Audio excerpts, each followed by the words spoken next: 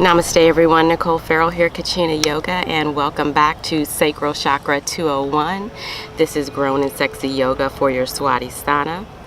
Today's discussion is going to be on my favorite subject, Pranayama. So we're going to go a little bit deeper into our discussion and our understanding of Pranayama.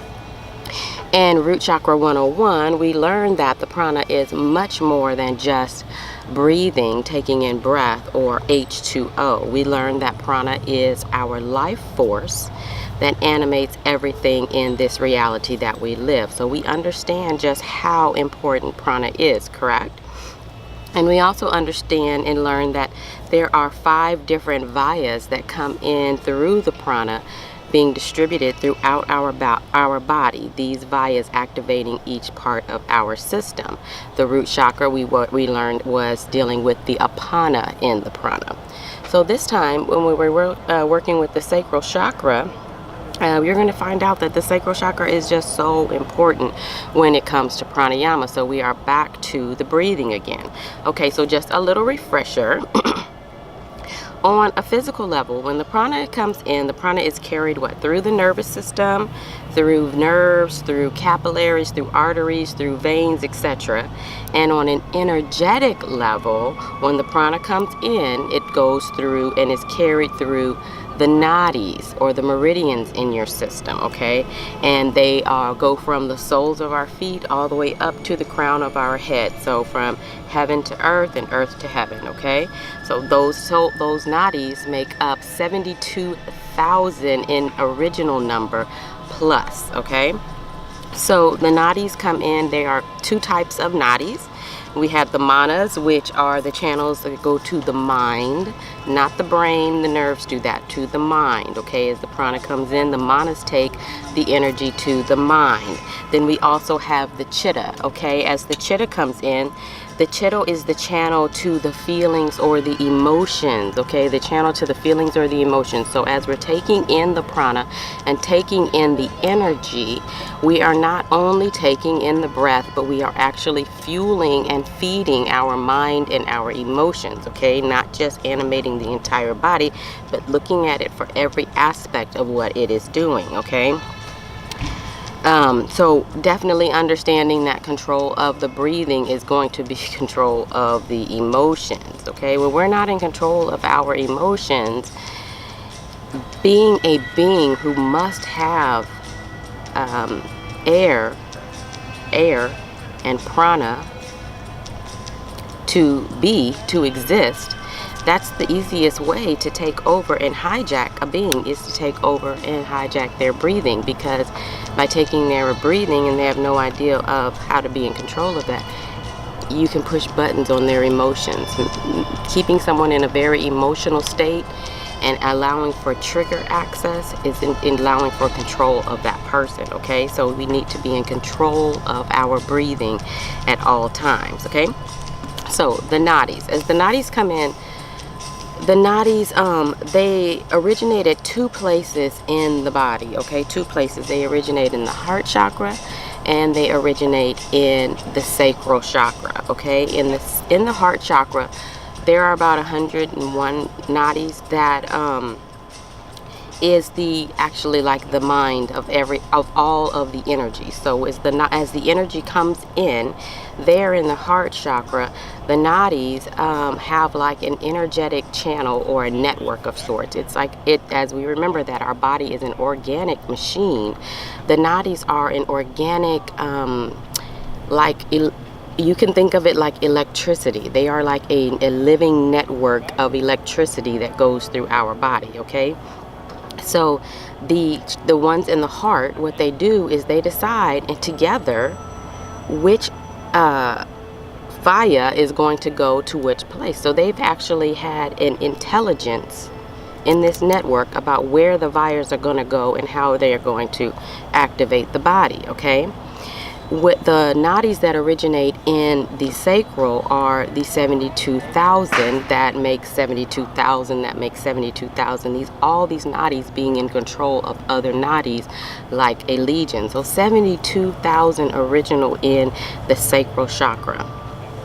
That energy that comes in is as we talked about in root chakra with the Apana. This is the Vayana, okay? This energy comes in and it goes to every part of our being. Every part of our being. When I say that the sacral chakra is the seat of your God or goddess power, it literally is. This is where the information is distributed to every part of your being, okay? So, the exercises that we do and the postures, the asanas in yoga, they work directly on your, not just your physical body, but also on your energetic body and your nadis and your chakras to open them up and to expand the communication. As the energy is coming in and it's being distributed, it is doing different things. So let's just take the energy that comes in through the prana and goes directly to our emotions, okay? The chitta. So if you are in a situation, okay, not only does the energy come in through the prana that's going to energize the situation, period, because prana is life force, but the energy also comes in through the prana that is going straight to your emotions. And if your emotions are not controlled, that triggers a fight or flight response, okay? So there's a situation that happened. The situation was not a cool situation to begin with, so it had a funky energy that it came in with. That energy comes in through the prana, okay? It is energizing us. Remember, we have these cookies that we're working with every single day. We're moving with other energies every day, and this is affecting us. This is why we have to clear and balance our chakras. So the funky situation comes in with this funky energy, and then the energy is fueling our emotions, right? Now, our emotions are not in check, okay? We have some attachments to things that are causing little triggers and responses in our emotions, and this energy knows how to push our button, okay? Knows how to push our button. So it pushes our button, and that triggers the fight or flight response in Muladhara, okay? Remember Muladhara being in charge of all of our programming and all of our computer system, all of our layering. So based on that fight or flight response, Muladhara decides if it is something that needs to be worried about by sending its information all up through the parasympathetic nervous system to release one of two hormones, right? We're going to release the stress hormones, or we're going to release the joy hormones. So, oh no, it's something that we need to be worried about. That response goes up, hits the hypothalamus, information comes out, the stress hormones come out. Now your body is weakened, your immune system is weakened, your connection to spirit is weakened because of the stress hormones that are out. Okay, that energy is going to trigger. There's a nervous response that's triggered within your diaphragm that starts you to panicking with your breathing, allowing for more energy to come in and fuel the situation, more of the funky energy that already came in the first place. But you're not being in control of your build-up, your makeup, your identity, and then you're not being in control of that next layer of that emotion or emotions can quickly turn something from 0 to 1,000. This is why we have to be in control of our breathing at all time, okay? The chakras, when the prana comes in and the energy is carried out through all the nadis, the chakras act as a transmitter. So I always say that we're like little walking xylophones that we play a song along our spinal cord, and it's true because as the energy bounces off the chakras in through all of the nadis, there is a vibration or a sound frequency that we make, okay? It is a sound that you can't hear with your physical ears, but you can hear it with your internal senses, okay? You feel it, and you more sense it than you actually hear it. As that happens, the chakras are actually taking information, energetic information, and again, if we think about it being like electricity, if you were to have a toy and you wanted to make it work and you just poured it full of electricity, you could probably blow the toy up, right? So you're going to have all kinds of little electrical wiring and breakers and circuits and power surge places and things like that. That's what happens within our energetic center with the chakras. So it takes the information in and it breaks it down so that it doesn't overcharge the body as it's pushing the information out. It's got to filter it down, kind of like the filter, like a funnel. It's got to funnel it down, okay? As it's funneling it down, the chakras also act as a radio type of frequency. They're like an antenna, so each of them getting different types of information. And as the information comes in to be funneled down, it is actually disseminated and the radio frequency is transmitted to something that we can understand. So the chakras allow a lot of different layers of existence, okay? They are called the wheels of life for a reason. And the energy is coming in not only through the divine energy through our crown chakra, it's coming in through our root chakra with fueling our battery, and it's coming in through the prana, okay? So this is the way that you have to definitely grab the control, okay? The prana. Breathing is controllable. When we breathe at a slow and steady, deep, rhythmic rate, we slow down the reaction of fear. We slow down the emotions being in control because we are now in control of our breathing, okay? Oh man, this just gets so deep, y'all. It just gets so deep, okay? Everything is connected. Everything is connected. The energy as it's coming in through the prana is not just life force for any reason. It's because it also contains divine energy, okay? Just like you're getting the divine energy in through your crown chakra, you're also getting it in through the prana. So we have to understand that divine energy is energy that is accessed into levels of existence that we don't even realize or understand. And this energy is entering our body each and every day, yet we don't understand what is going on. So we've got to bring that awareness into our breathing practice and into our understanding of our chakras, okay? Okay. So when you're breathing and you're practicing your exercises, or when you're just going about daily life and a situation does happen, remember that emotions are going to happen automatically, because that is the part of experiencing life. Emotions are going to happen. However, us holding on to them and not releasing them in fear of, we kind of get stuck in like a fearful place. And us holding on to them and not releasing them is what causes us to experience the pain. The pain is us not releasing what no longer serves us, holding on to it. It's the pain of just shedding and letting go. Okay, you're trying to let go because you're trying to get to that next step on the rung of the ladder. You holding on to it is what is causing the pain. Same thing with holding on to our emotions. So when you're going through the situation and emotions happen and emotions are triggered, we have to remember that they are just visitors. They make the experience real, okay? Otherwise you would just be reading about it, but now you are experiencing it. It's the same thing as like if somebody were to tell me, oh, what is that behind me? This big boat.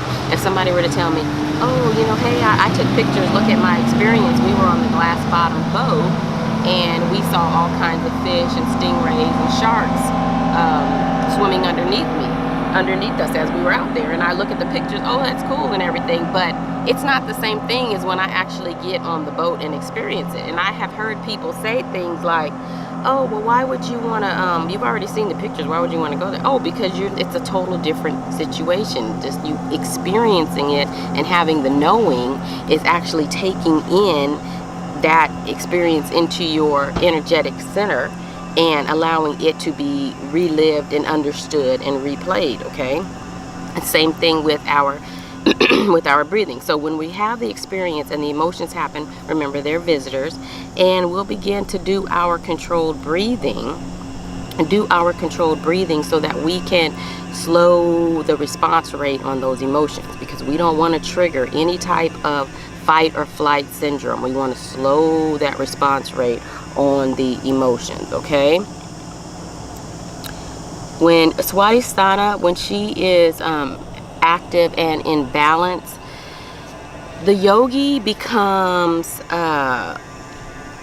the yogi becomes free from dis-ease. So remember, disease is just dis-ease in the body. Okay, so when Swadhisthana is nice and balanced, remember, she controls our emotions, she controls our sexuality, she controls our creativity, she controls our flexibility, our inspiration, she controls our joy and our pleasures. When she is in check and in tune, the yogi becomes free of disease.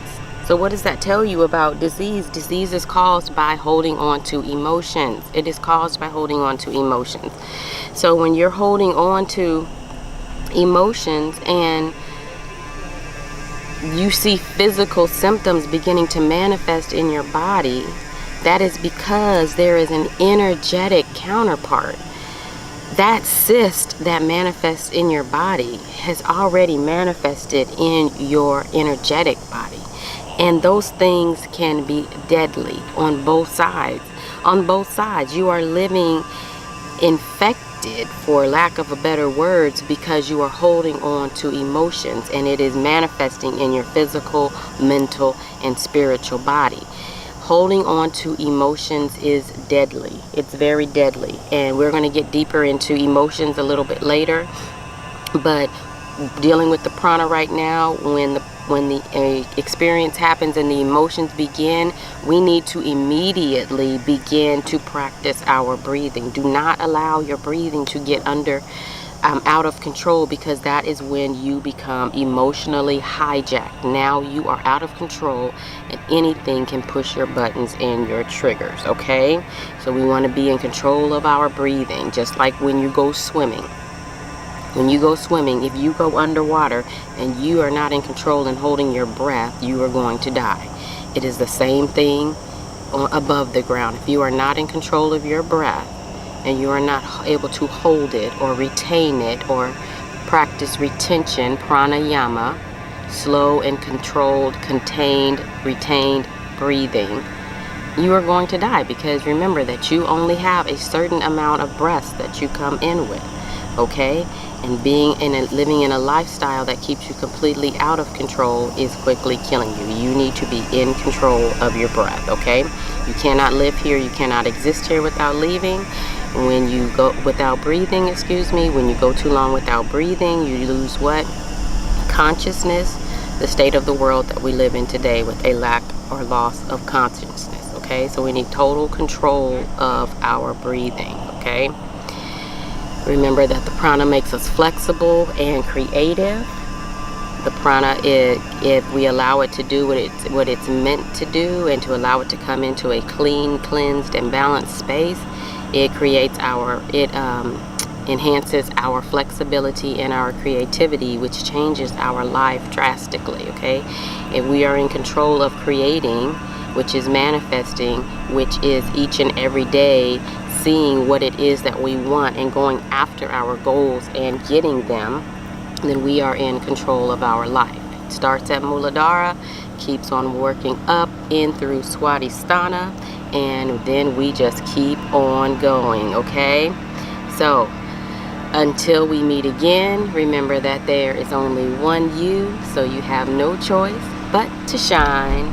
The divine in me bows in gratitude to the divine in each and every one of you. Namaste, everyone. Have a great day.